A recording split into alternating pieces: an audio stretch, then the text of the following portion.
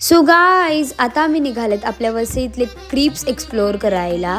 तर सर्व तर आम्ही कझन्सच गेलेलो आणि येस लास्ट इयर तर आम्ही गेलेलो, त्याच्यामुळे आम्हाला यावर्षी सगळं काही माहिती होतं की कुठे कुठे क्रीप्स असतात आणि मस्त आमचा एक्सपिरियन्स होता.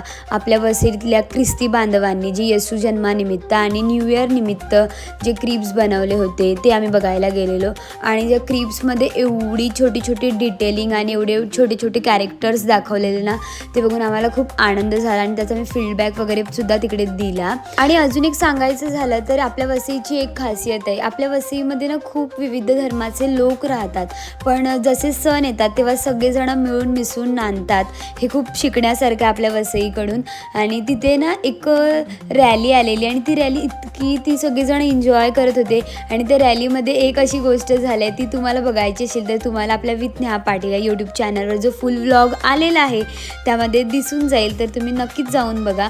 आणि असे मी बरेचसे क्रीप्स यावेळेला एक्सप्लोअर केले, ते पण तुम्हाला आपल्या विथ नेहा पाटील या यूट्यूब चॅनलवर दिसतील. आणि खूप मस्त वाटलं आज आम्हाला नाईटला फिरून आणि खरंच खूप सुंदर सर्वांनी डेकोरेशन आणि क्रीप्स बनवलेले.